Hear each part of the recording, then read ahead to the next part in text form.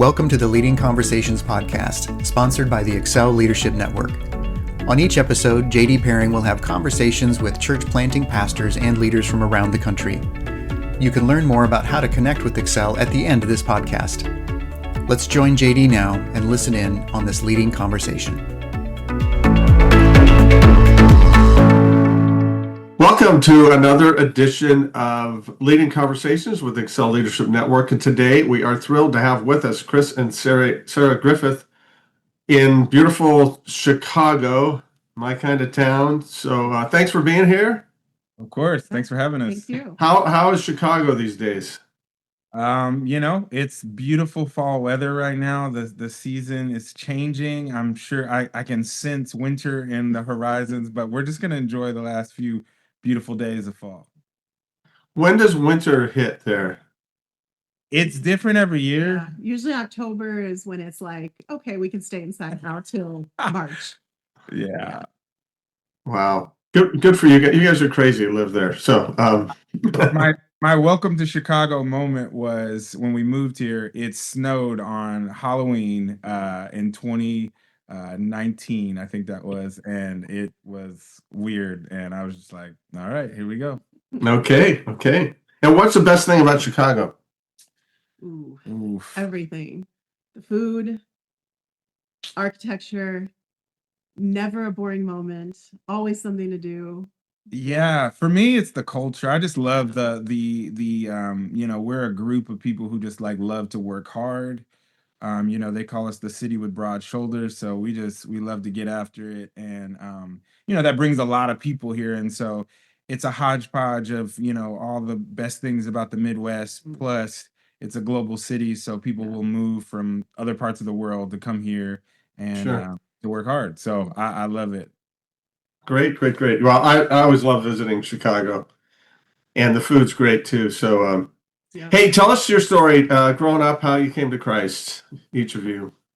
Yeah, for sure. So we kind of have opposite stories. So I'll start with mine. I grew up in church. My dad was a pastor, and grew up in and around ministry. My mom's side of the family, several pastors and ministry leaders in that lane, and so. Actually, growing up, I didn't really want to have anything to do with ministry. I served in church because I was supposed to and because my parents made me. I jokingly tell stories of being a kid in children's church, and because, I was one of the few kids, I was leading the children's church. So I found myself many moments, in it, even though I didn't necessarily want to do it. And I was really into sports. Basketball was my thing. I played other sports as well, but really had a desire to find my own way in the world. And I remember when I went to college, ended up playing some basketball there, and getting to the end of that college career, I was just trying to decide and figure out, like, hey, what am I going to do with my life? And, for me, I've always been in church, but I struggled to have those moments of real like surrender. What does real surrender look like? And so I had a moment when I was in college when I realized that I was getting to the end of what I could do on my own, and had no next steps. And I just was like, all right, God, like, clearly, my mom and dad have been praying for me for years, telling me like, hey, you're going to do this and God has a calling on your life. And I just kind of ran from it. And for me, it was like a real moment of surrender of like, okay, I'm out of ideas. So whatever, you want for my life, I will do. Whatever doors you open, I'll walk through. And that's a very dangerous prayer. And had no clue it was going to lead to ultimately pastoring and leading, and but yeah, that's where this has brought us to. Yeah, thanks for sharing. How about you, Sara? So mine's polar opposite. So I'm to the date only Christian in my entire family. So I was not raised Christian, was raised here in Chicago, which, born and raised, amazing. Grew up in extreme brokenness, a lot of kind of things there. And so in my teen years, I came across someone who told me about Jesus and told me about salvation and all these things. And I really quickly just got kind of like angry and like dismissed it and, didn't really think much of it. And then Fast forward maybe like a year, I hit a moment when I'm 17 and I'm feeling extremely broken. Like my life is a mess. I have no future, just really in a low place, very much alone, trying to navigate the world as a 17-year-old. And I remember that conversation a while back about this Hmm. person named Jesus who, can change your life. And it felt like, okay, if this is the last thing I can grip onto, let's, give it a shot. And I prayed the most, simple prayer of just being totally transparent. The prayer was, God, I don't even know if you're real, but if you are, I choose to believe in you. I ask you to come into my life and Jesus, like, be my savior.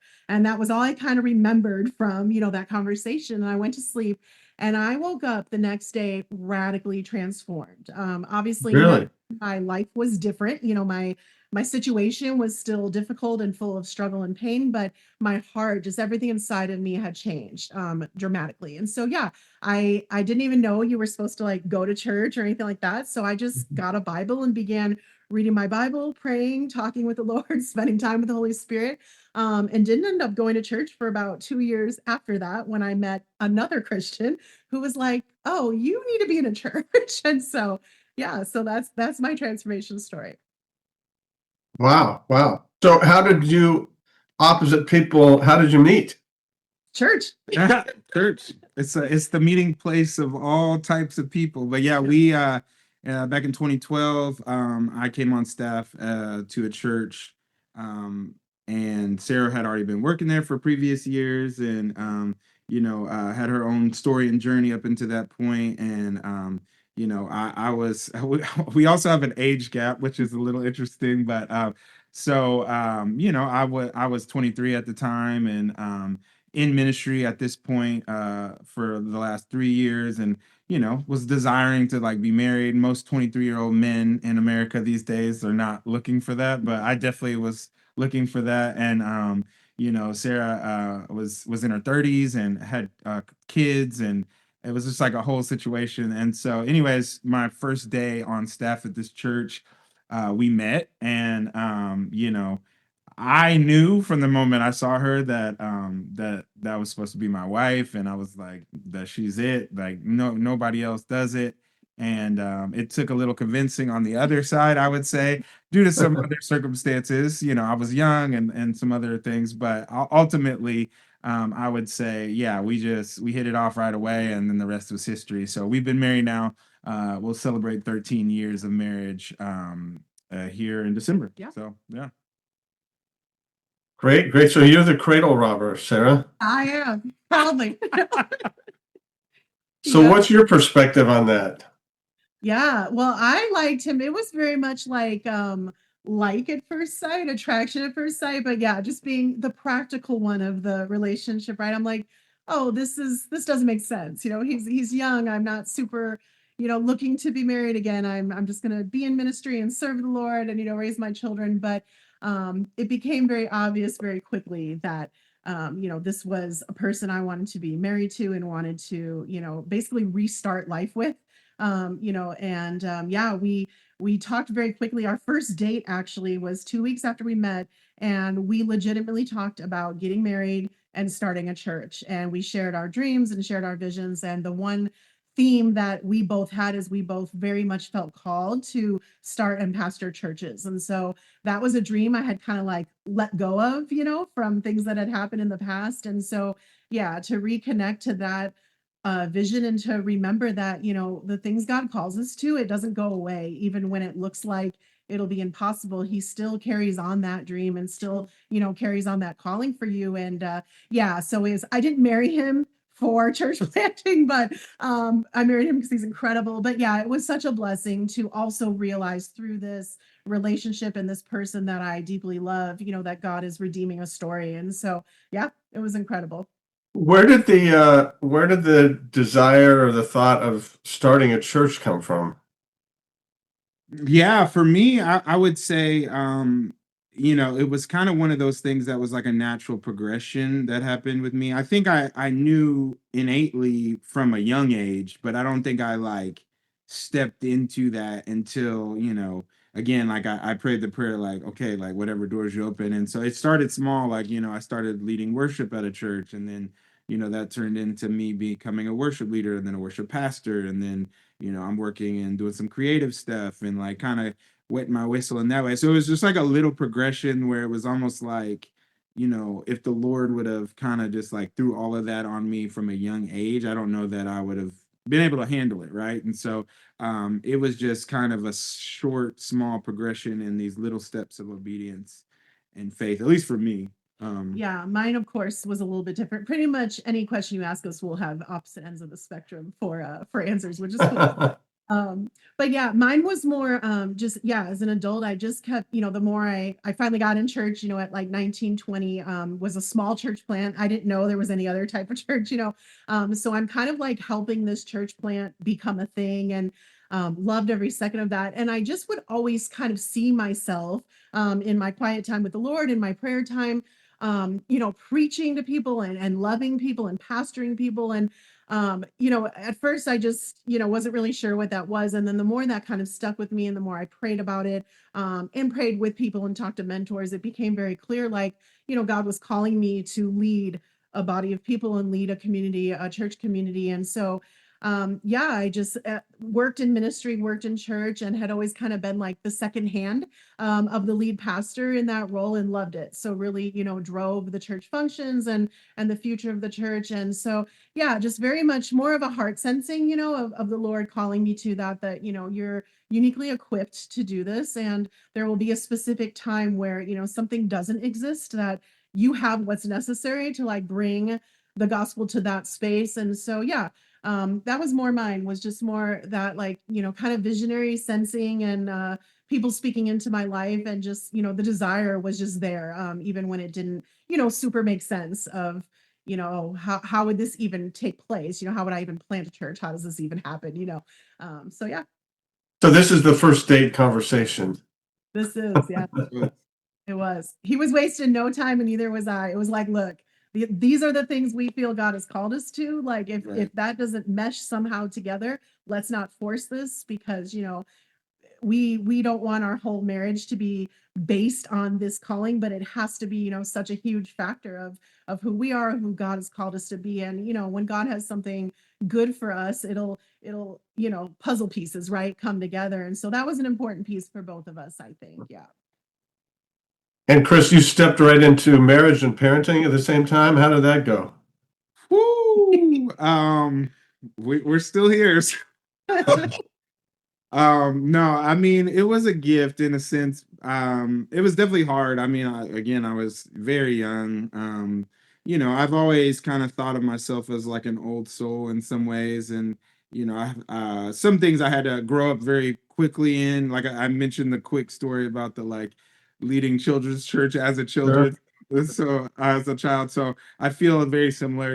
Like I wasn't really super equipped or prepared for that, but I really feel like the Lord really met me in that, of like, just through trying it and doing it is actually how I learned. And so it's been like that's been a consistent theme in my life, is like I've actually been thrust into roles and things that I wasn't prepared for, and that like actually in it I've been able to function and be able to grow into it. So yeah, I mean, I don't know sometimes, but our daughter is now gonna be 26 this year, Yeah. and she's it's wild. I raised her from when she was 12 until she was 26, and so yeah, it's wild. We got 2 grandkids, and I feel like I'm learning how to do that all over again. Most days I feel ill-equipped and like not prepared, but the Lord uses it anyway. Yeah. Huh. How was that for you, Sarah? It's great. Yeah, it was, an answer to prayer, obviously, like having someone come alongside you as a single mom trying to make it, and just be a support. And yeah, my daughter calls him dad and loves him, and he's Papa Chicago, so for Papa Chicago to the grandbaby. And yeah, so it's just been such a blessing to see. Sure, it'd be nice if we had the traditional story and it wasn't so messy and blended and convoluted, but that's our story. And it's really beautiful, to see the ways that God works through that. And it doesn't come without its challenges, for sure. Even 13 years later, where every new area or new stage of life we're navigating, But I actually think that's beautiful. You know, it requires a dependence on the Lord. It requires a deep connection together and an understanding, and really it's just equipped us to handle, you know, church planting in a messy space. You know, church planting in Chicago is not easy and smooth and straight line. You know, it's basically this, you know, it's the blended family, it's the unexpected, it's trying to figure things out as you go. And yeah, so we're super grateful for that and the impact it has on people in our community. You know, like, oh, your life was messy, my life is messy, like we can do this together. So, you know, wouldn't have it any other way, but very much appreciate Chris and his, you know, the love he has extended to, you know, kids that weren't his, and just own that, and has really changed their life and their future. So that's been such a Hmm. blessing. Well, we're all messy and convoluted. Yeah. So you guys met. You weren't in Chicago, right? No. No, we were in Oklahoma. Yeah, Oklahoma. Oklahoma. Yeah. It's wild. The wind comes sweeping down the plain. Wow. Yeah, you can sing that for us, Chris. You probably. Oh, so good. Oh God. And Chris, I know you kind of lived all over the place.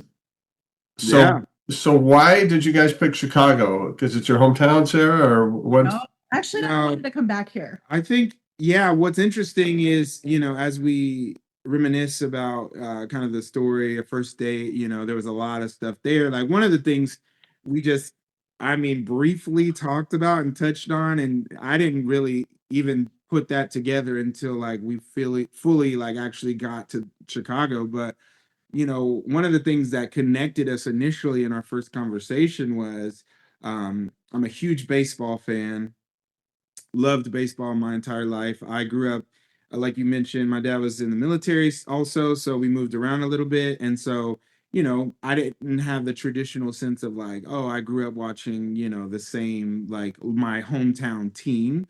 And so, you know, for me, when I was coming of age, like I was playing baseball, but a big thing was happening around that time was, you know, you had movies like Rookie of the Year, and then you had, you know, the home run chase with Mark McGwire, Sammy Sosa. And so I've always loved the Cubs. You know, anytime we would travel, you could watch the Cubs on W. Okay. You moved to Chicago for the Cubs. That's what you're saying. Wrigley Field. Serious way. So Yeah, but all that to say, like, you know, there was a thread there, even when not even thinking about it. And then so you fast forward like several years, I think I had been interested in church planting, and we were thinking about where we should move and go. And I had heard, you know, just I could, you know, it wasn't like the Lord was like making it super clear or plain.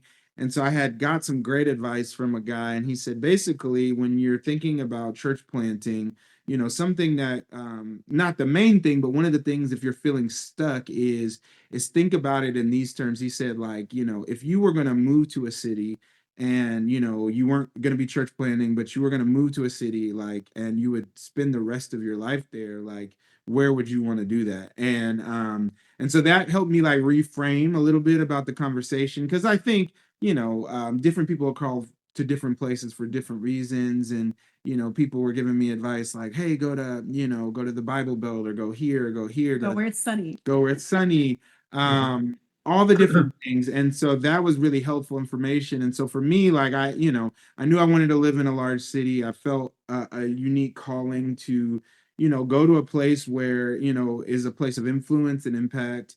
You know, a lot of the church planting circles that I was in, like a lot of people were kind of steering away from the cities and kind of going more towards like suburban areas, or areas that would be, you know, more receptive to a new church.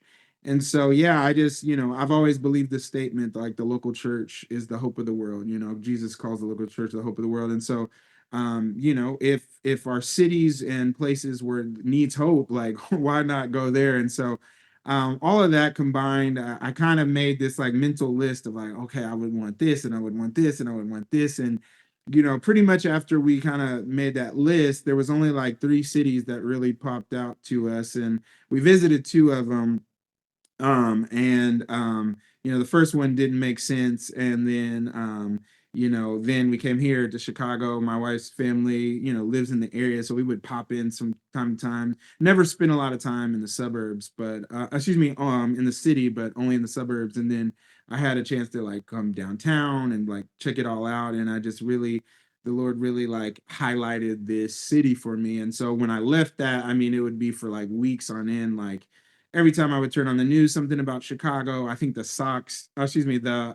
Cubs won the series that year. So it was like, it was like they hadn't won it in 100+ years, and then they win it that year. And so there was many things that just felt like the Lord kept highlighting and highlighting and highlighting. And so I remember I was watching a movie at a theater once, and at the beginning scene of the movie, it's like showing Chicago and all the amazing things, the Bulls championships and all the stuff and parades and all the great things about Chicago. And it showed Was that Blues Brothers? no. And it's this opening monologue, and he's like, hey man, Chicago is amazing. All these things come from Chicago. And then it's kind of this like polarizing view, and it's like, hey, but Chicago, we need to talk. Like there's this, this kind of contrast of there's all this beautiful things that come from Chicago, and Chicago is, but then there's this like contrast, the brokenness that exists in that. And so it was like in that moment a light bulb kind of went off, and it was like, oh, like, I know what people think about Chicago when they think about it, but there is a beauty here, but there's also a reality of brokenness here. And so it's like kind of, being at the intersection of both of those. And I really felt like called into that, and really felt like, man, like this is where we need to go. And so, I'll let Sarah tell the rest of her side of the story, but that's basically for me. I knew first, like when it came to us, I knew first. And so I was just like, God, you're going to have to like, get that to her in a way that's compelling, because I married a woman, who is very strong. And so I wanted, not for me to force her to do it, but I wanted it to be, both of us kind of. It wouldn't work that way anyway. So just kidding. Yeah, he kept saying Chicago a lot, and really, kept saying like, I really feel like this is where the Lord is calling us. And I was like, oh, I really don't want to go back there. My brokenness is there, my history is there. We can go anywhere else in the world, basically. And he's like, okay, well, like you said, he's like, I'm not going to drag you, but would you continue to pray? I'm like, of course. And so we took some time off work, came to the city, actually the exact neighborhood we're in right now, where we're, planting, which is cool. But we spent like a week here. Every day, woke up, got coffee, met the local people, and just walked around and prayed all day. And we are leaving the trip, and I'm like, I'm sorry, like my heart has not changed. Like, I don't want to be here. It's expensive, it's dangerous, it's dirty, it's my brokenness. I have all the reasons. And I just really thought I wasn't going to be able to do it. And so we get on the plane and we're leaving O'Hare, we're taking off. And all of a sudden I like look back down at the city, and I even telling, I get goosebumps again from that moment. It was so special. I start weeping. And I feel the Lord just tell me, I'm bringing you back here to redeem you and to bring my redemption to your people, basically. Like, and it just hit me all of a sudden, like, oh, of course, Lord, of course you would bring me back to a place that tried to destroy me and use me to like help people in that same situation, in the same exact place. And, the multifacets of redemption through that, like redeeming my story, and using it for good, redeeming the connection to the city, all the things. And so from that moment on, it was Chicago or nothing, right? It's like, I'm not even interested in church planning if we don't start in this city. So my journey was a little longer, but the Lord got me there the way he needed to. And my heart just broke for the people. Well, thanks for sharing that. That's a cool story. So you got there in 2019. Yeah. Just in time for the pandemic, huh? Yes, which was perfect for church planning. Just in time for the pandemic. Yeah, we move in, get settled, getting ready to, I think even we announced like, hey, new church coming to Chicago in the fall. Like we're going to spend like about a year ramping up and everything like that. We had a team, we had funding. So we're like ramping up and doing stuff. And so like in the middle of that was kind of when the pandemic hit. So I would say probably rough timeline about between 4 to 6 months from when we get there. That's when everything kind of starts happening in the world. And what did that do to your plans? destroyed them. Everything. Literally. It destroyed everything. Every one of our team moved out of the city within like, a month. All of our people who had promised support, a lot of them were churches. Of course, understandably, they didn't have a clue like if they would still be existing in 6 months. So they had to pull their commitments, which we totally understood. So it really wiped the slate clean for us when it came to kind of some of the things we had been building. Yeah. So definitely destroyed the plans, but that was turned out being a good thing. Didn't feel good at all. Why did it turn out to be a good thing? Yeah, we had to just rethink church and church planting. We had a lot of good information and experience. We had been in ministry for, a decade before we even tried doing this, or maybe not a decade, but a long time.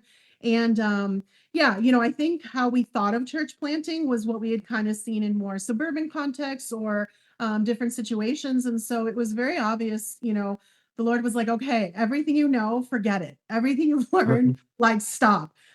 So we had to just move to really just like boots on the ground, right? Like, how do you love your actual neighbor? Like the person who literally lives next door to you. How do you invite people over for a backyard meal? Because you can't do things inside in Chicago, for this whole year. So it really reframed for us, how do we start building a community of people who we want to introduce to Jesus and like help them walk with him. Yeah, so it really changed our outlook. We could only do what we could do, and what we could do is we could sit around a table, we could invite people that didn't look like us, talk like us, think like us, and we could have conversations and share about the Lord in a not weird way or pushy way, and it was beautiful. Like, I'm so grateful. Yeah, I'd say for me, like the thing that it did was when I think about the way God works, it's like sometimes we only have like the surface level understanding of what God is doing, but to me what it did, which was a deeper thing, obviously all that she said, but a deeper thing is I feel like God did a work in our hearts. It's easy for people who have had any measure of success in, say, the business world or in the church world or anything like that, to think you're going to come in and be able to do this thing. And so I'm sure even for me, I'll speak, I know I came in with a level of like confidence based on, my abilities and my giftings and the things I knew and the people I knew. But it was really like a season of the Lord, like, testing the like, hey, why are you doing this? And what's your motivation for doing this? Because I find sometimes in church planting, one of the most destructive things for us is when we have success that isn't rooted in this like reality of the Lord is in it and actually building it. It's actually very detrimental if people are able to build things that succeed without the Lord.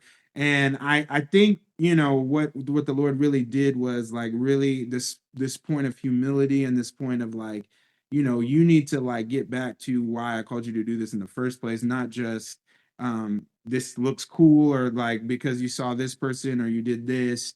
And I think in the social media culture that we live in, sometimes church planting looks fun or sexy or like exciting and or a way to enact like, well, I was at this church and I didn't get to do what I wanted to do, so I'm gonna go out and plant church. So it was really like a moment of like a gut check of like, did God call you to do this?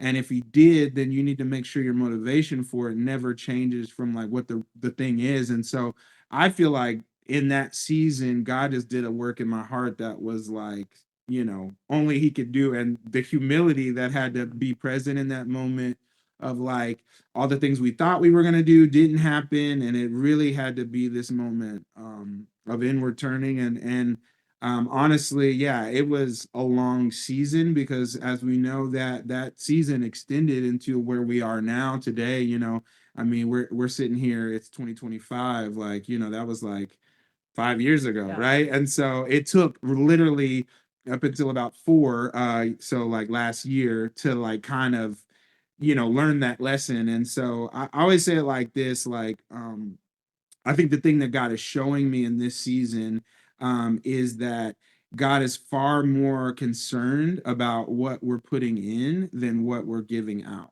And a lot of people, I hear these things in different contexts or leadership axioms or things people say, which I love, and different times call for different things. But the thing the Lord really taught me is that like the thing that I can control is the input. What am I putting in? How am I living my life? Like, what is my posture of my heart when it comes to all these things? So many church planners want, 1,000 people on day one. And, that's cool and all. But at the end of the day, it's like, what are you doing internally, whether that be internal systems in your church or internal inside your heart, that is, making yourself promotable, right? Like God doesn't want to just give you a platform just for that to fall flat on its face because you don't have the character to sustain that. And so I'm just concerned so much about what we're putting in, because the Bible says out of the abundance of the heart, the mouth clearly speaks. And so it's like the fruit of what we're putting in will come out. And so if we're putting in the right stuff, if we're doing the right stuff, if we're thinking about the right stuff, then everything will figure itself out. But in our American culture, sometimes that's like it's hard because we relegate success to a number. If this is happening, then this is success. Yeah. And so I'm just like so concerned and obsessed with what are we doing? What are we putting inside? How are we living our lives? What's the posture of our heart when it comes to just being a son or daughter? And then now as a leader, I'm leading our church in a way that's saying like, hey, like, all the dreams, all the plans that you have in your heart, those are good things, but we shouldn't want the dream more than we should want the one who gives us the dream. And so that's just been my major concern. And I think my life has been much freer, much lighter when I've put my focus in, hey, what am I responsible for? And that's obedience and faithfulness. And it's been a beautiful story that we've lived out lately. Well, thank you for your faithfulness and tenacity and hanging in there and working through all that for 5 years, 4 years. So you just launched earlier this year. Yeah. How's it going now? Yeah, it's going great. Yeah. One thing that is really cool is that I think, the Lord has showed us kind of through the process of planting that there are so many different expressions of church and different ways you can go about it, context even. Mhm. And so one of the ways we've seen this church kind of be birthed and planted is kind of in a way that really mimics the life cycle of a human, right? Like I know in Western culture right now we have like we do these big like launch days and we do these like crazy things, but it's been a slow process. And so we had a baby, and so now we're investing in it, we're pouring into it, we're trying to get it to crawl, we're trying to get it, teach it words, we're trying to teach it things, show it affection and nurture it. And so that's kind of where we're at. And so it's been beautiful. We've been gathering with a group of people now for the last little bit, and it's just actually we're week 15. Yeah. Week 15. And so it's been really great. We've just kind of been preaching through our values as a church and kind of seeing the Lord shape that. And I say it like this season right now is really built for us to reach the people who are going to help us reach the people. So we obviously have a goal to be a church that is outwardly focused. We're reaching the lost. We're helping see people come to faith. But I think it's important, even in the life cycle of a human, like, right? You got to do the stuff early on that builds the foundational things that helps you be able to go out and do those things. And so, yeah, we are investing in trying to bring laborers to receive the harvest when that comes. And so, yeah, we've been tapping people on the shoulder, meeting new people, telling people about a new church, and trying to get people involved. So it's been really fun. It's been messy. So like, it's not the clean cut thing, but about 15 weeks ago, it was 2 weeks before Pentecost Sunday. And we had this opportunity that was really unique. And I just felt like as I read the scriptures, the church was birthed out of that Pentecost experience. Peter gets up and preaches the message, and the church grew that day. He said, repent and be baptized. And so we kind of were like inspired in that moment of like, hey, we have this opportunity. We could wait. We've been in this for long. We've been on the ground for years, as you know, and it's just like the time is now to jump in. And, we took a step towards that. We didn't have everything figured out. I wouldn't recommend it for anyone at all. Unless the Lord is calling you to it. Unless the Lord is calling you to it. But I think the last 5 years prepared us, through all the trainings we've been through, we went through assessment, all of the ways that we've been able to learn more about ourselves and self-awareness. It was really cool to be a part of some of the leadership training and development with Excel and all that stuff. That's really helpful. Yeah. And it's kind of like, back to the earlier theme, it's like, man, sometimes for me and my story, God has just taught me on the job training. And so I just said, you know what, we're going to just jump out there and we're going to learn while we do it. And it has been both beautiful and awesome. And then seeing God show up, Yeah. have some really cool stories of some new things happening and some new opportunities, and our community's continuing to grow. And so, yeah, hoping to in the new year move into a bigger space, because we're already like running out of space for kids and to help families and stuff like that. I remember, like, I think 3 weeks in, I was like, oh, like kids ministry, like we'll probably only need a space for like, like 5, 6 kids. Like we don't have many people with kids in our neighborhood. And the next Sunday, we had like 12 kids, and I was like, man, we're having a kids revival. Yeah. So Tiny little room. so we believe in the next generation, and so we really want to invest in that. And so, yeah, in the new year, we're looking at getting into a new space. So we're kind of actually in a way, we're kind of doing the process over again. We're like, all right, we got to build a bigger team. We Yep. got to raise more money. We systems. have to get new systems in place in order to meet, and respond to what God's That's the doing. way it works. Yeah. Hey, thank you guys for sharing your story. How about a leadership tip from each of you? One Yeah. leadership tip. I'll go first. Give Chris a little breath there. I love all the stuff you say. You're such a good pastor person. Yeah, my biggest tip would be just focus on who God has specifically called you to be and what he's specifically asked you to do. Because for me, it's like it's so easy to get lost in the, like Chris said, like the social media world. And none of that is bad, right? Or maybe some of it's bad, but let's say most of it's not bad, but God has a unique calling for everyone. And if we're trying to reach a calling that isn't ours or looks a different way, we're never going to accomplish it in the right ways. And B, it's going to leave us like frustrated and unsatisfied. So my biggest leadership takeaway tip is just, like spend enough time close to God to know specifically how he made you and specifically what he's asking you to do in this season, and live there. And don't worry about the other things, pray for the other people, be blessed by the other things that exist, but don't try to be that. And that may change, stay so close to Jesus that when that kind of shifts, make sure that you're shifting right along with it. Yeah, that's Great, good. And great.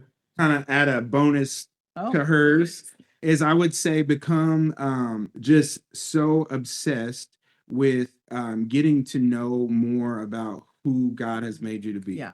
I think, that can maybe come off a little like weird or whatever. Maybe some people would think it's selfish to know a lot about yourself, but I think it is so important, like learning like what makes you tick, like what gets you frustrated, because in the planting process, these things come to the surface. Right. And if you don't have the language to put to them, you don't know how to like really, like scripture says, take every thought captive. You don't know how to like really frame those things. And I think one of the things that I've learned is that the more that I've come to grow in self-awareness, the more that I've grown in my leadership, the more I've been able to walk confidently in who God's made me to be. And that's been amazing. But my actual tip that I would give people is something that I learned from a gentleman. He planted a church in New York several years ago, and they've done some awesome things ever since. But he said when he moved to New York from Australia, didn't know a soul in the city, and he said the thing in his prayer was, God, just give me one connection a day. And that connection can be, maybe they got a friend of a friend. Maybe it's like, this person is a building owner, or this person owns this business or this. You never know, but God, give me one connection a day. And I've seen that just be so true. And God is faithful to be like to meet that. And I think it allows us and forces us to get our expectation of where it's like, man, you're like, hey, it's like 8:00 at night and I don't think I've had a connection today. So it's like, it's just kind of getting your faith and moving in the direction of like, I believe God's going to meet me and God's going to connect me with somebody. Maybe they'll join our team, but maybe they own a building where, maybe we can rent or have, a meeting there or have spaces, or maybe, they know the principal at this school that, can connect me and that can help me in a future situation. But regardless, just praying and having an expectation that God is going to meet you in the mundane, and just one connection a day. Honestly, it isn't overwhelming, right? It's just a small thing. And I think it's an actionable thing to put your faith towards. So. That's brilliant. That's brilliant. Yeah. Wow. Well, the church is Rhythm Church in Chicago. How far from Wrigley Field are you? Oh, yeah. On a good day, we're probably like 20 minutes away. But traffic these days is... But how many miles is that only? It's only like 3 miles. Yeah, we're like 3 miles. But it can take you up to an hour on a game day to drive there. So Unless you bring your bike, right? Yeah. There you go. Great. Well, hey, thank you so much. Thanks for what you're doing.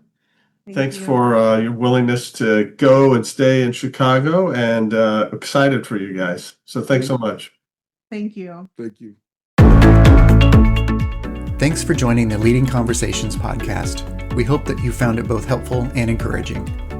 At Excel Leadership Network, our focus is on the church planter rather than the church. If you'd like to find out more about us, visit our webpage at excelnetwork.org. Don't forget to subscribe to this podcast so you don't miss any future episodes. See you next time with another Leading Conversation.